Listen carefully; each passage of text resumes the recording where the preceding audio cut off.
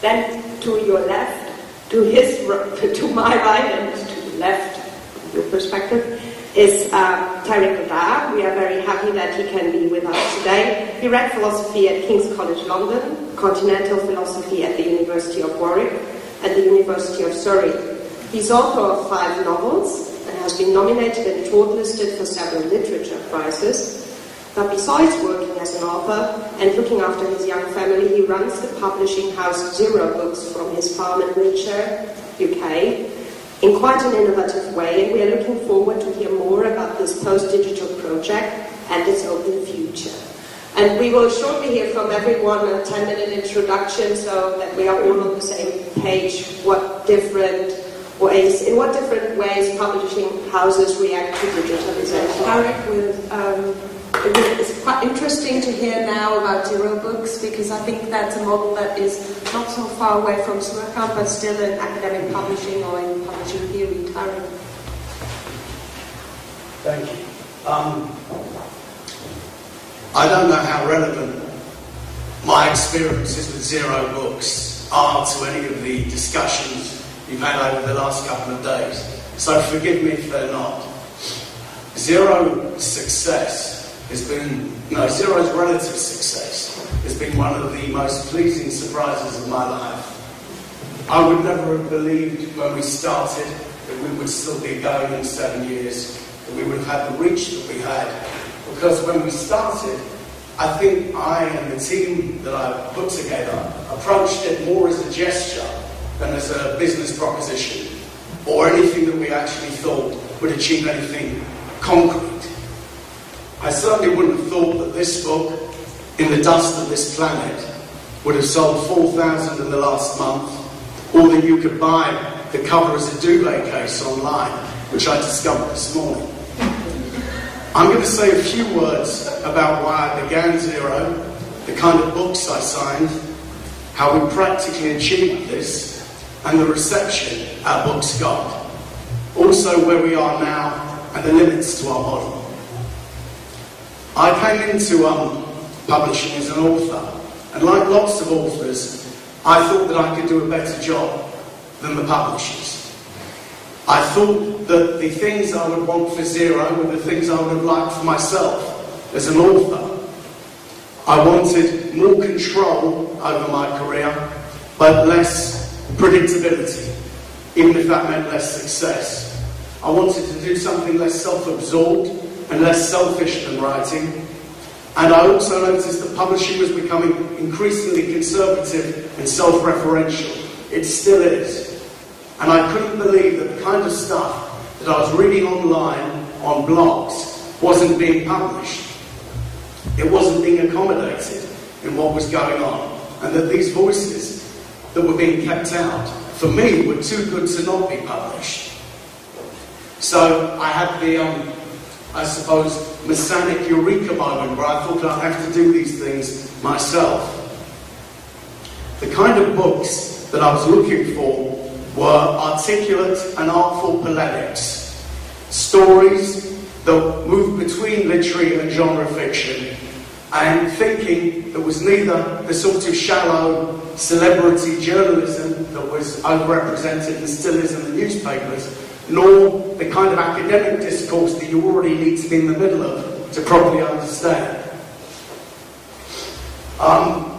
Certainly some of the things that I wanted to publish would cover the same subjects as those other things, but the way we were going to present it would be different. Basically though, the only unifying theme was that I had to like it. I knew that there were readers for this kind of stuff out there, but that they perhaps didn't even consider themselves as a demograph, or even consider themselves as readers yet. Similarly, most of the authors I worked with were unknowns, first-timers, and they didn't think of themselves as authors, or as academics, or as people that would be heard or would even do those sorts of things. Kind of like how it was for me when I first started writing. My dad said, "That's great, there are writers out there, but you're not one of them." So I understood this from personal experience. How we did it. The man that I began Zero Books with persuaded me that with no funding at all, as we had no cash behind us and nobody wanted to have anything to do with the project. That the only way we could do this was through an electronic database. And I was a Luddite. I couldn't even type properly. I used to dictate my novels. I was pretty iffy about going down this particular road, but he said that lacking any funds, we would have to use an electronic database as our office and bring together part-timers who would work from home, which is what we did. Authors, therefore, played a very large and collaborative role in what we did. And in fact, we would ask them to put their marketing plans onto the database, and then we'd send them straight out to the media as our press releases. We gave automatic notifications instead of conversations. We kept personal involvement to an absolute minimum, and we did no phone conversations, no long lunches. The database would be what the author would upload their work on, and that would be printed straight off and sent out to the shops. There were nearly zero overheads, no advances. We used very cheap paper, low quality covers. We did standard folders designs and everywhere looked for production values that were as thrifty as possible, as thrifty as we could get away with. I remember after our first batch, we sort of put the books out, and after 2 minutes the covers curled up like this. And I thought, this is shit. You know? So we went back, but I mean, literally, we were working at lavatory roll levels of thinness, just so that we could get these authors out there, because other people in publishing weren't doing it. So we saved a lot of money, and that allowed us to mass release titles, which I admit was very optimistic. It meant that we could also print on demand, so it saved cash on returns and overprinting, and a 3-month turnaround was our basic promise. Now that was partly because if you're doing something polemical, it needs to be reasonably topical. So you want an agit-prop response. If it's happening out on the streets in 3 months, you could get it into the shops. That was part of it. But the other part of it was because I know how frustrating it is to write a book and then wait 18 months before it even comes out. As an author, you moved somewhere else. So we wanted something that was responsive to where the author might be at any given, well, at the time of release. The only real old world thing that we did do was the courtesy of getting back in touch with everybody who got in touch with us. As I think the indifference, the way that a writer writes to a publisher and just gets nothing back, is one of the cruelest things that can happen to you when you're trying to make an entry into this way of life. It's a really demeaning and horrible thing to do to someone. So although we didn't have much to do with our authors, and in fact I still haven't even met half of them, we got back in touch with everybody, even if it was just to say, no, go somewhere else. So our reception, our sales were much, much larger than we thought they'd be right from the off. The media coverage was widespread, and the orders from the shops, which I hadn't really expected, I thought we'd only be selling online, were considerable. From about our 4th release in, I realised that we weren't just, I would die to have the names you have on your publishing list, Bertolt Brecht, all that sort of stuff. We weren't dealing with this, with writers of that stature, not yet, history can decide. But the point was, we weren't marginal, and we weren't academic. We were there in the shops, people could reach us, they recognised our covers. We were taking part in the cultural life of England, Britain, UK, the States to a lesser extent. Why do I think this happened? I will return again to the conservatism of publishers.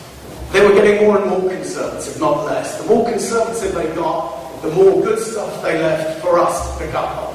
That was a big part of it. Shops, they've been following a supermarket model. And I'm not talking about supermarkets that buy books. You don't expect to be encountering brilliant literature in those places. You could, but I'm talking about places like Waterstones, Dillon's, Borders that were all open. They were copying a supermarket model where they would order very few titles and mass order them. And they're the very same things that you could buy in Asda or Waitrose or something.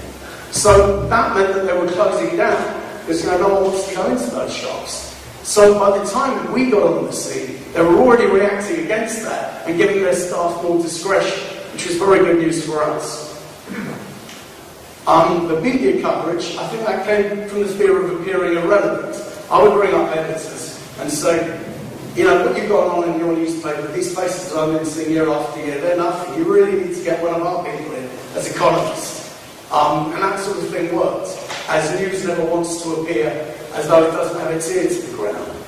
Lots of our authors went on to have media careers, you know, and some of them are now just as bad as the people we sought to supplant. And I suppose, there's a point made earlier by Gary today, which is the crash, the economic crisis. That, perversely, was good news for us. It helped create an audience for our work, and it helped make the kind of books that form a big part of our list, which, you know, are political and aggressive, even more relevant than they otherwise would have been. So now, we have 200 titles out, and about the same number again in production. This book here is still our biggest seller, and I'm first to reach the 20,000 mark. There are lots of less successful books that we've done. Some of them have been absolute disasters that haven't even got to 100 copies. But I always remember looking at the sales for academic titles, books that I really liked, it was like 6 or 7, stuff like that. So by those standards, we have racked up a fairly good average. I don't want this to sound all triumphalism, so I'm just going to move straight to the limitations of our model. I think the lack of a human touch costs us. I think the proliferation of titles, how many we've done, has helped cannibalize our own market, meaning that our titles too often compete with each other. I think reinvesting in our systems and software development inhibits conventional growth.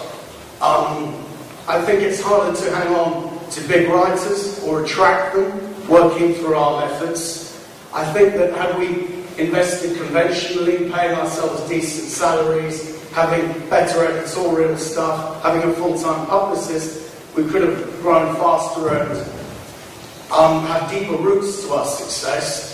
And I think our lack of centralisation and our hierarchy makes coordinating and decision-making at the level of growth we've got to now extremely difficult. So, these problems and a desire to absorb those aspects of the traditional approach that I miss have led me to begin a new publishing venture following an unsuccessful buyout of Zero Books a week ago that I'll be launching at the beginning of next month, called Repeater, that I hope will take the project I began with Zero. The original moment when you started Zero Books, Tariq, and you had the idea, because, one thing that I find really interesting with the Zero Books is that it sort of reacted to a very different information world, and therefore for me it is doing the same that Surkamp does, but is at the same time more post-digital, because you actually saw that a lot of people were blogging and that this were material that was not printed. So I have the feeling you have reacted to the fact that there's more text out there in a different form. Yeah, I think blogging might appear like a historical blip, a moment. When I first approached bloggers, a lot of them were quite proud about that medium and how they could reach people through it and the advantages of thinking aloud on blogs. But there wasn't one of them when I offered the chance to convert all of this into a book that hesitated for a second. I think somebody said yesterday, books give this appearance that you're throwing the message out in a bottle out to eternity, whilst blogs are very much of the moment.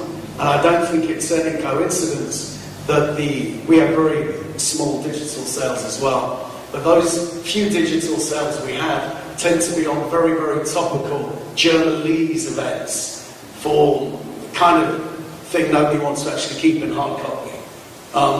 whereas the books that I think have a possibility to fight their battles in 100 years from now are big sellers in hard copy. Yeah. My point isn't about the medium so much as potential audiences. And I found the reverse of T.S. Eliot's dictum to be the truth. He famously said that nobody ever made any money by overestimating public taste, whereas the readership, our public, has continually taken me by surprise. It has exceeded what I thought a readership would be capable of. I have always been positively surprised by what people are really dying to get their teeth into. And where I've failed and been least successful is when I have released a book that is a little bit like something else that's already out there. You know, when we've tried to cash in a little bit, where we're not 100% sure on a title, but we think it must be popular, it's in the news, you know, the chattering classes are going on about it, and our readership just switches right off. Whereas a book on death metal and Gerald Manley Hopkins, you know, goes like hotcakes. It's crazy well done. I have a question for Tariq. Yeah. So commissioning. When you are approached by an academic with a heavy academic work, you will reject it because it's too academic, I guess, first. But second, or are you asking him or her to revise it if you see like a rough diamond in it? Or is it something that you will reject anyway and only search for like the broader topics, the big topics? Yeah. One of the standard things I say, or the other readers and editors do when we turn down a book is, this reads like a thesis, this reads like something academic. So although I have nothing against academic presses, there's really room for us all. You know, I value and admire what you do. We aren't that, and I don't think the world needs another academic press.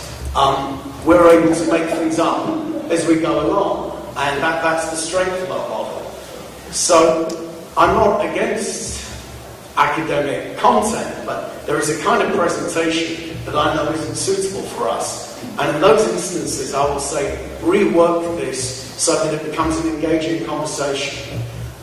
Make it more accessible, make it more readable.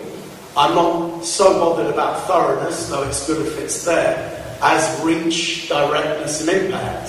So it's more, if you're interested in working with us, you are going to need to refine this to meet our way of doing things. And if you're not, there's a lot of academic presses out there.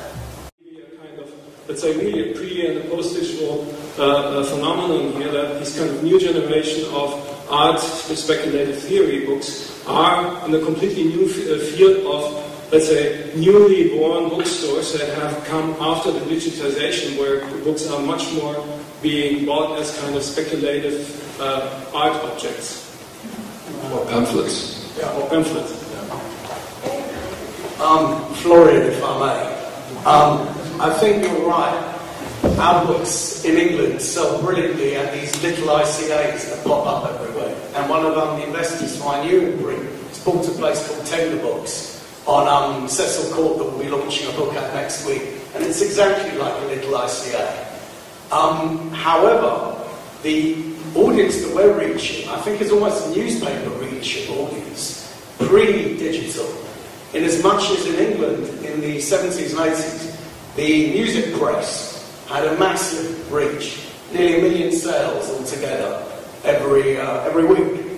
And in that was where I first encountered the writings or the theories of Derrida, because a journalist would be describing a Joy Division gig and then move off into Derridees. It was a place where popular intellectualism, kind of like popular Marxism we peddled, didn't seem incongruous or out of place in the Singles Review. And it was where a lot of working class people were, it was a school, it was like a university, where you made acquaintance with these ideas. And it was casual and easy in its own skin. So I think we're actually reaching that kind of audience again, that had never gone away, but had just simply ceased to be reckoned with. I can't speak really about the German situation, but a lot of our authors come to Germany, do well here, and German publishers translate our books and stuff. So, who knows? Yes, I have a question. How you feel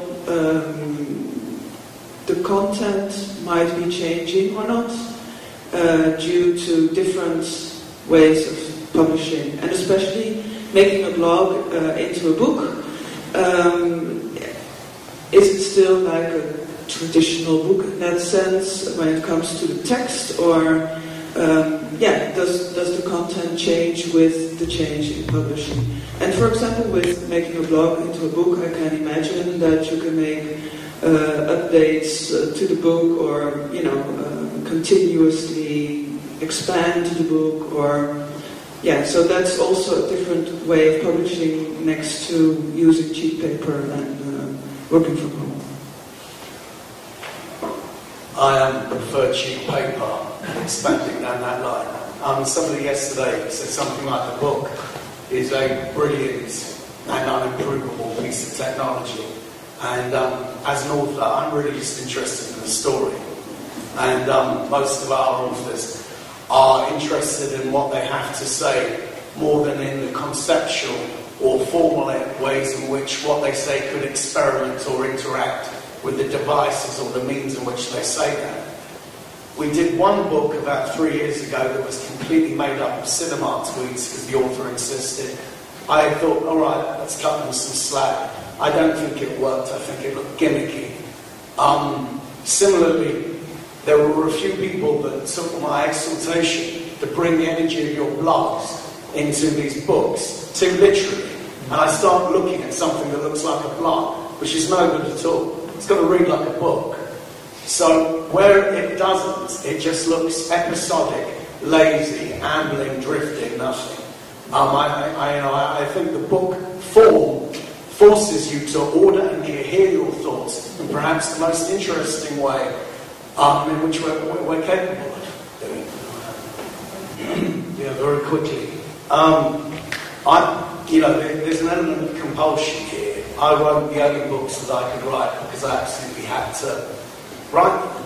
I read the books I want because I absolutely have to read them. And I publish the books that I do because I feel like they absolutely have to be out there. And I would never be this big-headed or arrogant had I not already used my life as collateral at this point. But I would certainly release something that I thought had no commercial potential at all, even if it meant going bust. Aside from that, one of the precautions I took was mass releasing books, so that if a title didn't do well, and each title that didn't do well would hurt a small publisher like us disproportionately, there'd be dozens of other titles selling small amounts too that would help support those titles that did badly. What I found was that the titles were doing well in their own right, and that we didn't need to cluster or mass them in the way that we have over the last few years, which should be one of the things I change when I go on to do whatever I do next. I probably grew up in the same kind of post-punk era as Tariq, so I suppose about the panel a little bit like the library panel yesterday. I mean, you're telling us we need all this stuff, and it just makes me feel tired that, we can't get involved in publishing unless we have all this. And obviously what Zero's book showing us, we don't actually need that. If you don't want it, it's partly the success of open access, because people are voting with their feet. Academics are tired of waiting 2 years for their books to come out. You can say you need all this for the profits, but there've been surveys and studies done that a lot of the time publishers, and I'm not saying this as any of your firms, but what the main costs are going on is protecting publishers' rights, and digital rights is not going on copy editing, it's not going on producing the best works you can possibly come, which is what academics want. It's not going, how many people here think, I published a book and it was never promoted, it disappeared after a year because you didn't keep it out, it doesn't go anywhere other than certain markets. People are dissatisfied with it, and that's why they're moving to open access, they're moving to things like Zero Books. And it's publishers, as Tariq says, the worst thing is, as soon as a publisher doesn't want to know you anymore, for whatever reason, they don't even tell you, they just stop communicating. That goes dead. And that's fine for someone like me who's a bit more experienced and kind of knows this. But for first-time authors, that's really crushing. They're still hanging on 6 months later thinking, oh, they're still reviewing my manuscript and they're still looking at that. So if people are kind of dissatisfied and they're moving to open access, it's kind of, you've got some responsibility in that. I've also got a question for Tariq Goddard, and it kind of bounces back. His bourgeois comment at me, which would be, you're producing the popular Marxism, but why did you choose, and I don't really like talking about business models, but then why not an obviously popular Marxist business model, but... Very, very, very quickly, because I know you want to defend yourself against this tirade. Publishers have got massive responsibility to authors. You can break something as a publisher. It's a huge responsibility. You're like the gatekeeper, keeping everybody out, or the one that can, lift the lamp and shine what a particular person's vision is. And I think, a lot of publishers must, I hope, harbour a modest desire to change the world, or at least influence the events. So, they are in a position of some power and a lot of responsibility. Why? I'm not a Marxist, so, let's be clear, but some of my best friends are. I'm not a feminist either, and we do a lot for their books. I would far rather reach a mass audience playing the only team in front of me that is some modest appropriation of guerrilla capitalism than experiment in form and reach nobody at this stage of my personal development as a publisher. Really abruptly, that's more or less where I am, though there's a lot more to it than